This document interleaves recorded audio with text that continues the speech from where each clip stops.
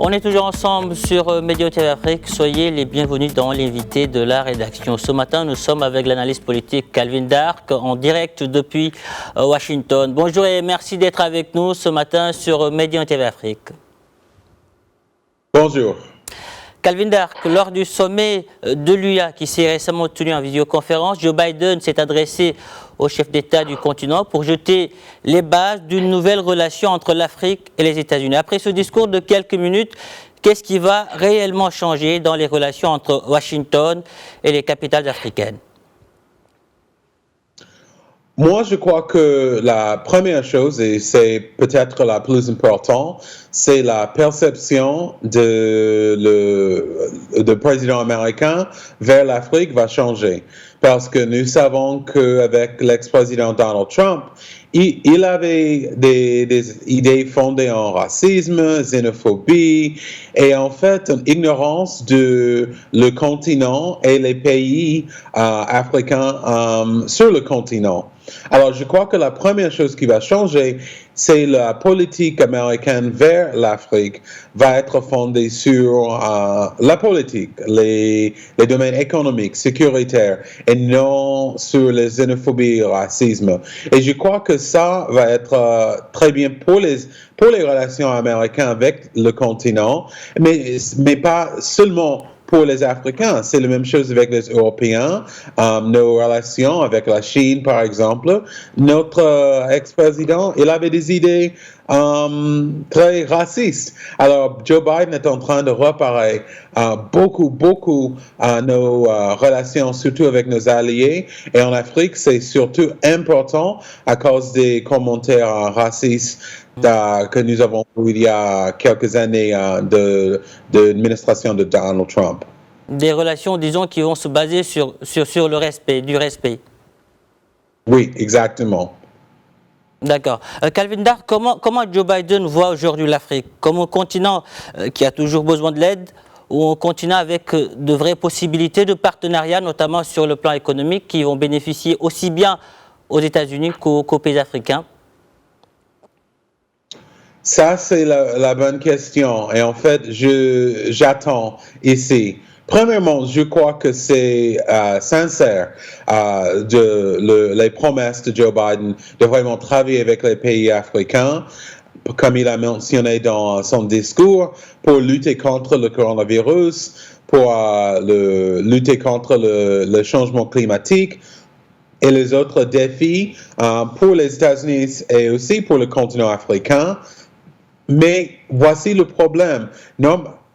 C'est normal ici aux États-Unis, et c'est pour les présidents républicains et démocrates, qu'ils voient les pays africains en termes d'aide, et pas de partenariat. Et ce que je crois qu'il n'y a pas vraiment dans son discours et de sa politique maintenant, c'est au-delà de ces défis, au-delà du coronavirus et le changement climatique, est-ce qu'il y a vraiment un plan pour, par exemple, coopération économique pour bénéficier les États-Unis et les pays africains? Parce que ces pays, il y a des défis, mais il y a aussi un besoin pour le développement. Alors, ça reste à voir si Joe Biden, s'il voit vraiment des possibilités de vrais partenariats avec les pays africains. Oui, certains en doutent, certains pensent qu'aujourd'hui que Joe Biden va d'abord répondre aux attentes de ceux qui l'ont élu.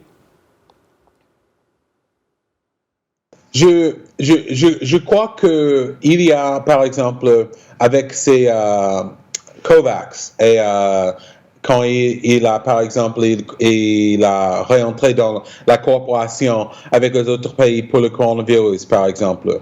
Et il a mentionné quelques autres pas pour démontrer qu'il voit les domaines de coopération avec l'Afrique. Il a dit aussi qu'il va participer en personne pour la prochaine conférence de l'Union africaine. Alors, il y a beaucoup de promesses, mais il faut soutenir ces promesses avec des mots. Joe Biden promet aussi de changer la politique migratoire de son prédécesseur. Il veut par exemple annuler le travel ban appliqué à certains pays, le travel ban qui est l'interdiction d'entrer sur le sol américain pour les ressortissants de certains pays qui ne pourront justifier d'un lien familial proche. Quelles seraient aujourd'hui les conséquences d'une telle annulation, notamment en termes d'opportunités? Pour le moment, parce que, bon, la coopération migratoire entre les États-Unis et les pays africains est un peu difficile à cause du coronavirus et avec tous les autres pays du monde.